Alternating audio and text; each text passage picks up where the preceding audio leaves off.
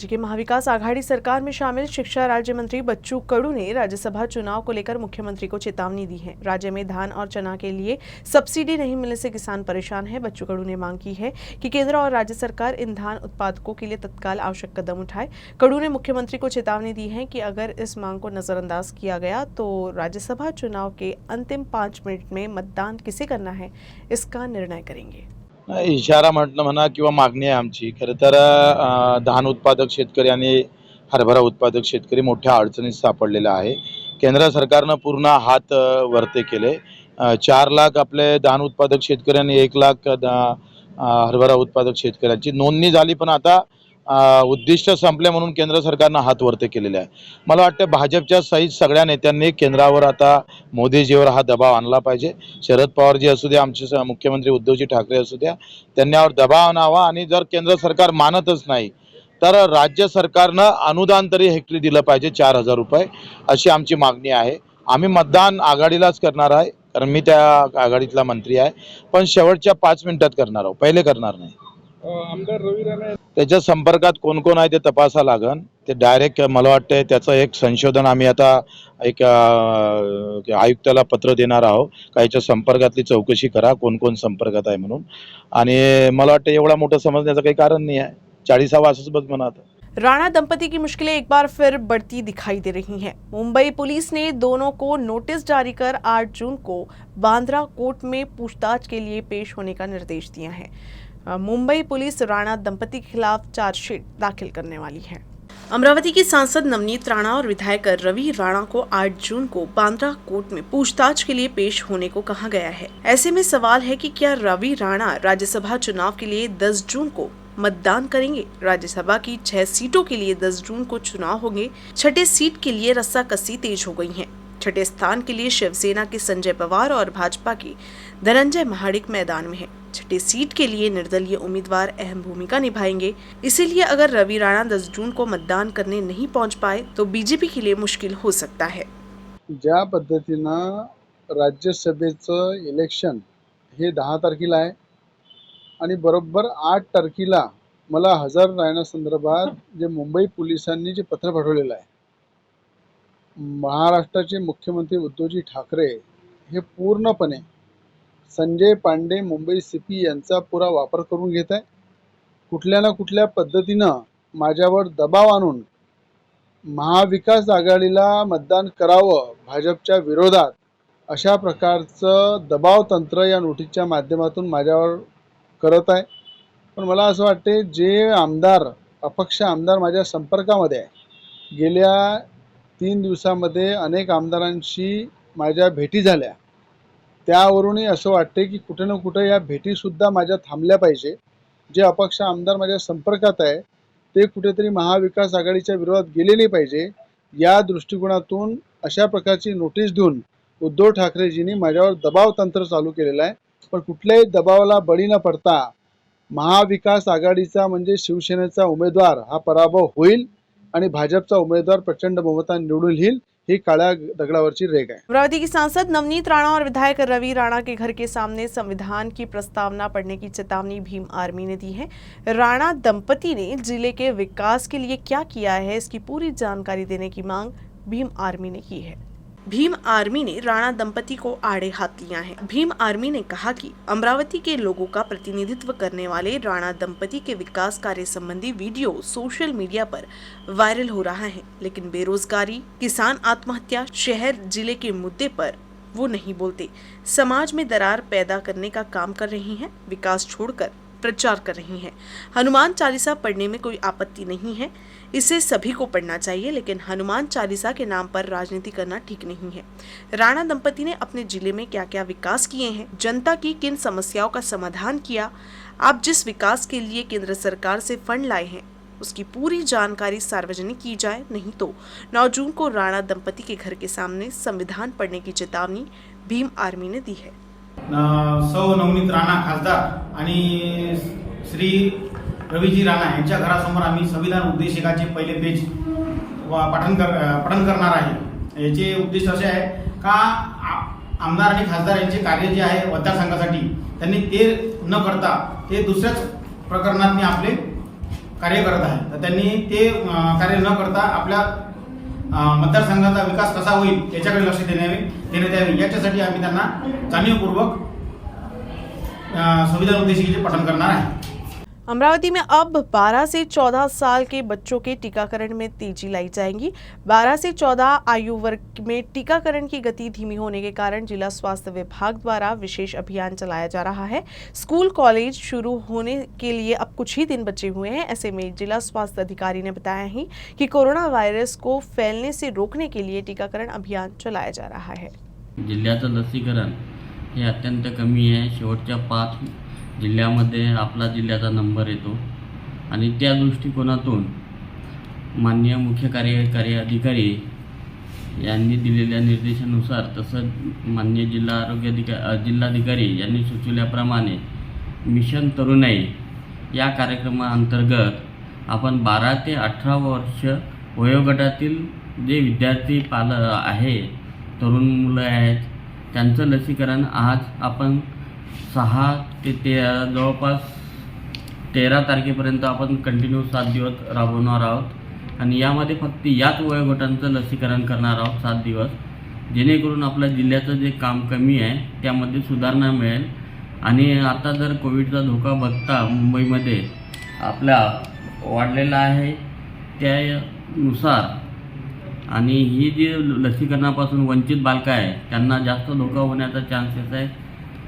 करिता माझं सर्व तरुणांना आव्हान राहील की ज्यांनी आत्तापर्यंत एकही कोविडचा डोस घेतला नसेल किंवा ज्यांनी फर्स्ट डोस घेतला असेल त्यांनी सेकंड डोस घ्यावा आणि सुरक्षित व्हावे, ही सर्व तरुणांना माझं आव्हान राहील। अमरावती शहर में हिंदू मुस्लिम एकता की अनूठी मिसाल दिखी। सोमवार को साबनपुरा स्थित जामा मस्जिद में रक्तदान शिविर का आयोजन कर शिव राज्याभिषेक दिवस मनाया गया। इस रक्तदान शिविर में हिंदू मुस्लिम युवाओं ने रक्तदान कर समाज के लिए आदर्श प्रस्तुत किया। धार्मिक स्थलों का उपयोग कुछ लोग समाज को बांटने के लिए करते हैं, लेकिन अमरावती में एकता और समानता का संदेश देने के लिए सोमवार को साबनपुरा परिसर में जामा मस्जिद में रक्तदान कर शिव राज्याभिषेक दिवस मनाया गया। आज अमरावती शहर में ब्लड डोनेशन का कैंप रखा गया है। अब आप ये पूछेंगे कि इसमें ऐसी ख़ास बात क्या है, ब्लड डोनेशन तो आम से होते रहते हैं, लेकिन इसमें एक विशेष बात ये है कि इस ब्लड डोनेशन के लिए जो अवसर जो चुना गया है वो शिवाजी महाराज का राज्याभिषेक दिन को चुना गया है। शिवाजी महाराज एक हमारे देश में एक ऐसा प्रतीक है जो हिंदू मुसलमान एकता का प्रतीक है, जिनके आपने देखा होगा कि शिवाजी महाराज केवल हिंदुओं के ही राजा नहीं थे, बल्कि उनकी आर्मी में, उनकी फ़ौज में बहुत सारे मुस्लिम सैनिक भी थे और उनका जो सपना था स्वराज का, वो इसलिए इस दिन को हमने चुना कि आज राज्याभिषेक दिन 6 जून को हम इस तरह से मनाएंगे। अब दूसरी बात इसमें गौर करने की बात ये है कि हमने ब्लड डोनेशन ये कैसे किया, क्या इसकी एक विशेषता खास बात ये है कि इसका जो लोकेशन चुना गया, यहाँ की जामा मस्जिद परिसर, जामा मस्जिद के सहन में ये ब्लड डोनेशन होगा और साथ में हिंदू मुस्लिम आकर साथ में ब्लड डोनेशन देंगे। गुलशन स्पोर्टिंग क्लब और दूसरी भी संगठन, उसके तमाम पदाधिकारियों ने काफ़ी मेहनत की और एक मिसाली कार्यक्रम किया। हिंदू मुस्लिम एकता को मजबूत करने के लिए दोनों समाज के लोगों ने आपस में जुड़कर और खून का अतिया दिया, एक अच्छा मैसेज गया। और इस कार्यक्रम के अंदर समाज के प्रमुख लोग भी उपस्थित थे, पुलिस अधिकारी भी उपस्थित थे और उसको बहुत अच्छे ढंग से नियोजन किया गया। सब ने इस प्रोग्राम की सराहना की, हम भी सराहना करते हैं कि भाई ये एक ऐसा अमरावती शहर, अमरावती मरकज़, साबुनपुरा जो एक ऐतिहासिक जगह है, यहाँ से जो मैसेज जाए वो पूरे ज़िले के अंदर जाए, डिवीज़न के अंदर जाए, हमारे सूबे के अंदर जाए और पूरे मुल्क के अंदर जाए और पूरे मुल्क के अंदर अमन अमान को कायम रखने की एक मिसाल कायम करे और हिंदू मुस्लिम भाईचारों को मजबूत होने के लिए ये प्रोग्राम हर जगह होना चाहिए। हर जगह इसको सभी हिंदू भाई मुस्लिम भाइयों ने करना चाहिए। ये अनूठा कार्यक्रम सुबह 10 बजे से दोपहर 2 बजे के बीच आयोजित किया गया। इस कार्यक्रम का आयोजन गुलशन स्पोर्ट्स क्लब, जानीव प्रतिष्ठान, संभाजी ब्रिगेड, महात्मा फुले सेवा संघ, राष्ट्र सेवा दल और the great Tipu Sultan brigade द्वारा किया गया, जिसमें बड़ी संख्या में युवाओं ने हिस्सा लिया। छत्रपती शिवाजी महाराजांचा राज्याभिषेक दिन 6 जून आणि या दिवसाचं निमित्त साधून एक चांगल्या उपक्रमाला आज सुरुवात झालेली आहे. जाणीव प्रतिष्ठान आणि इस्लामिक फाउंडेशन यांनी हा जो रक्तदान शिबिराचा कार्यक्रम आयोजित केला, यामुळं या दोन वर्गांमध्ये, या दोन धर्मामध्ये एक फार मोठी अभिसरणाची प्रक्रिया सुरू झालेली आहे. याचा सर्वांना आनंद होतो आहे आणि हा एक चांगला संदेश संपूर्ण भारतभर सर्वच भागामध्ये याचं निश्चितपणे अनुकरण करतील याची मला अपेक्षा आहे, आशा आहे आणि मी या सर्वांचं खूप म्हणजे अभिनंदन करतो.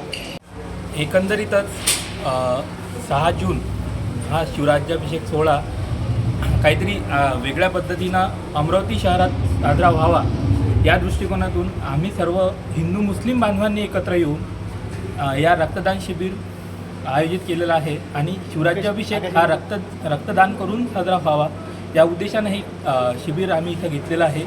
मस्जिदमध्ये अमरावती शहरात माझ्या माहितीप्रमाणे पहिल्यांदा हे मस्जिदमध्ये शिबिर होत आहे, ज्यामध्ये हिंदू आणि मुस्लिम ऐक्याने रक्तदान होत आहे. इस अनूठे रक्तदान समारोह में बड़ी संख्या में शहर के राजनेता और कार्यकर्ता शामिल हुए. शिवराज्याभिषेक दिन पर अमरावती में कार्यक्रम का आयोजन किया गया. इस कार्यक्रम में जिले की पालक मंत्री समेत गणमान्य व्यक्ति शामिल हुए. इस दौरान पालक मंत्री यशोमती ठाकुर ने कहा कि ये दिन स्वराज्य, स्वतंत्रता और संप्रभुता की प्रेरणा देता है. ये दिन वास्तव में एक उत्सव है. शिवराज्याभिषेक दिन के अवसर पर अमरावती जिला परिषद परिसर में विशेष कार्यक्रम का आयोजन किया गया. इस कार्यक्रम में जिले की पालक मंत्री यशोमती ठाकुर, जिला परिषद के सीईओ अविशांत पांडा और कई अन्य गणमान्य व्यक्ति उपस्थित थे. इस दौरान रंगोली और फूलों से आकर्षक सजावट की गई थी.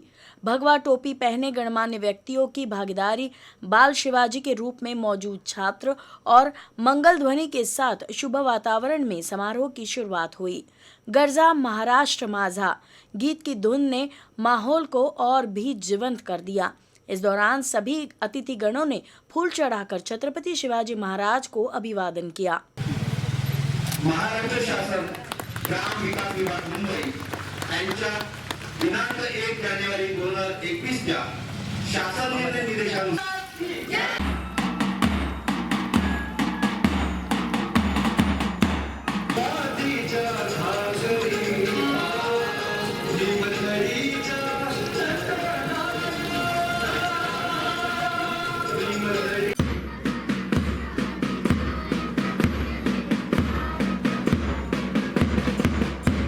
पालक मंत्री यशोमती ठाकुर ने कहा कि छत्रपति शिवाजी महाराज को एक परोपकारी, सहिष्णु और आदर्श राजा के रूप में दुनिया भर में सम्मानित किया जाता है.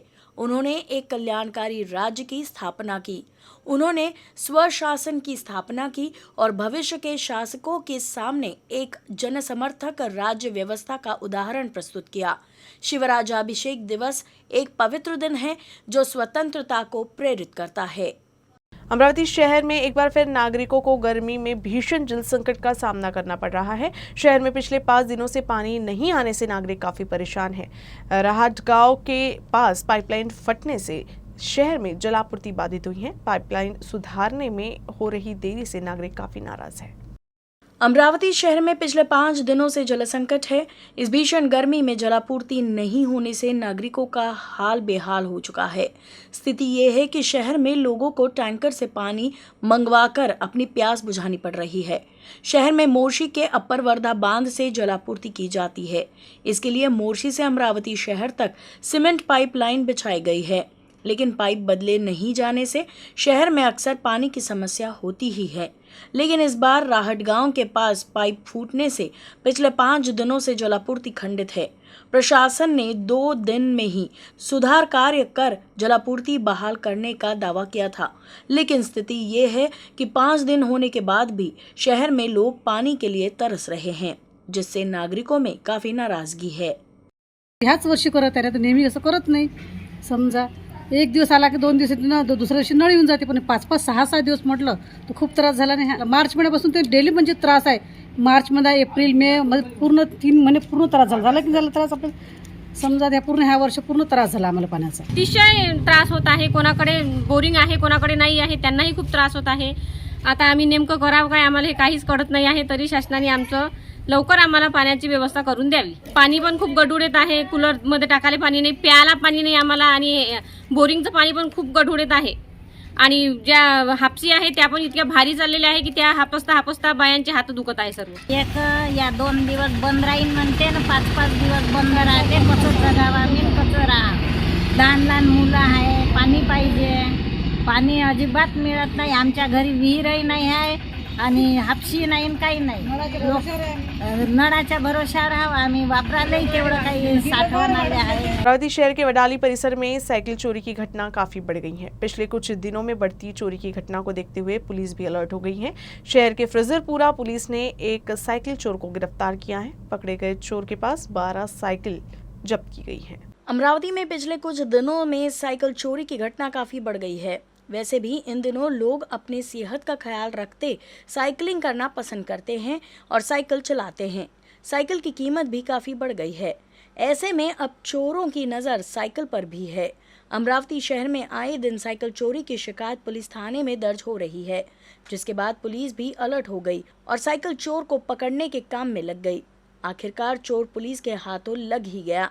फ्रेजरपुरा पुलिस ने सीसीटीवी फुटेज के आधार पर आरोपी गोपाल डोंगरे को गिरफ्तार कर उसके पास से चोरी की 12 साइकिल जब्त की है.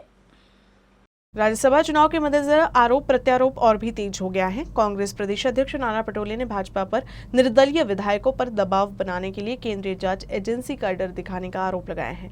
भंडारा जिले के साकोली में मीडिया कर्मियों से बात करते हुए नाना पटोले ने भाजपा पर जमकर निशाना साधा. इंडिपेंडेंट जे हे आहेत आमदार, त्यांचं जेव्हा वक्तव्य आम्ही काही लोकांचं ऐकतो, याचा अर्थ कुठेतरी या केंद्रीय तपास यंत्रणेचा दबाव तंत्र वापरण्याचं काम बीजेपी करते आहे असं मला वाटते आहे.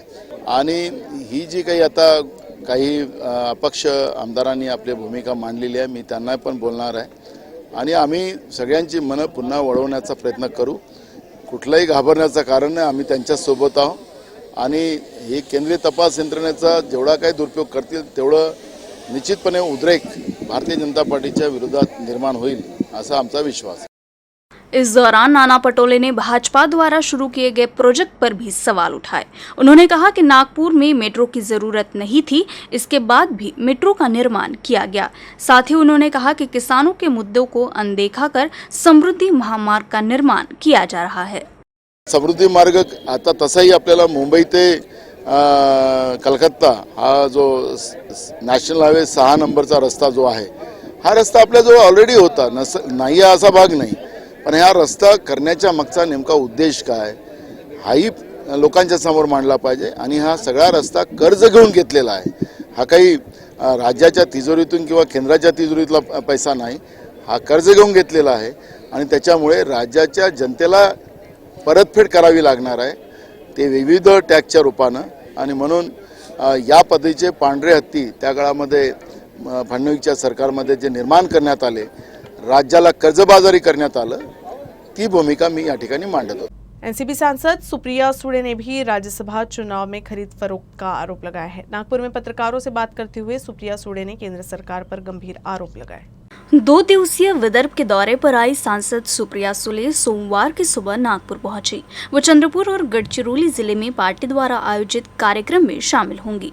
पत्रकारों से बात करते हुए उन्होंने कहा कि हाल ही में एनसीपी के कई नेता विदर्भ आ रहे हैं. ये खुशी की बात है कि एनसीपी विदर्भ को बहुत गंभीरता से ले रही है. सुले ने कहा कि महाविकास आघाड़ी के नेताओं ने राज्यसभा चुनाव के लिए बड़ा दिल दिखाया, लेकिन भाजपा ने कोई प्रतिसाद नहीं दिया. इस दौरान उन्होंने एनसीपी के नवाब मलिक और अनिल देशमुख को जेल में डाले जाने पर भी केंद्र की भाजपा सरकार को आड़े हाथों लिया. त्याच्यामुळे खरं तर महाविकास आघाडीच्या नेत्यांचे मी जाहीर आभार मानते की त्यांनी एवढा मोठा मनाचा मोठेपणा दाखवला आणि ते स्वतः त्यांना भाजपच्या नेत्यांना भेटायला गेले आणि विनंती केली की काहीतरी आपण सुवर्णमध्य काढूया. दुर्दैव आहे की अनेक वर्षानंतर महाराष्ट्रात ही गोष्ट होते आणि कुठल्याच राज्याच्या आणि चांगल्या सुसंस्कृत राजकारणाच्या हिताची नाही होती. तर आमचे 2 नेते त्यांनी काही न केल्यामुळे नसतानाही आमच्यावर अन्याय आणि आमच्या नेत्यांवर अन्याय दोन्ही नेत्यांना ज्या पद्धतीने अटक झाली आणि ज्या पद्धतीने त्यांना जितके महिने आत ठेवलेलं आहे, हा खरंच आमच्या दोन्ही नेत्यांवर हा अन्याय आहे. पण आमचा कोर्टावर विश्वास आहे आणि आम्हाला आज न उद्या तिथून न्याय मिळेल. सुप्रिया सुले ने कहा कि अनिल देशमुख के घर पर 109 बार छापा मारा गया, जबकि इस मामले में मुख्य आरोपी होना चाहिए उस सचिन वाजे को माफी का गवाह बनाया गया, लेकिन बावजूद हमें न्यायपालिका पर पूरा विश्वास है. म्हणजे ज्या माणसावर कुठला आरोप नाही आणि 109 वेळा त्यांच्या घरी रेड होते असं कधी ऐकलंय? हा विक्रम आहे, देशातला नाही जगातला विक्रम असेल की एखाद्या कुटुंबावर आणि काय केलंय त्यांनी, गुन्हा काय हा ह्याचाच प्रश्न मला सांगा ना कोणीतरी. आणि नंबर रोज बदलत राहतो. नवाबाईंवर पहिला आरोप नागपूरच्याच मोठ्या नेत्यांनी 300 कोटी रुपयाचा केला, नंतर 55 लाखचा केला आणि नंतर 5 लाखचा केला. हे नक्की किती? 300 कोटीचा आरोप, 55 लाखाचा का 5 लाखाचा? एक ते तरी काहीतरी ठरवा, त्याच्यात तरी सातत्य ठेवा. म्हणजे नवाबाईंवर आरोप डायल्यूट करून सांगतायत. देशमुख साहेबांवर जो आरोप झाला त्याच्यात 109 वेळा त्यांच्यावर रेड केली, मग 108 वेळा काहीच नाही मिळालं म्हणून तर कळायला लागली ना 109 वेळा. हा कुठला न्याय? काय केलंय त्या कुटुंबाने? आरोप काय?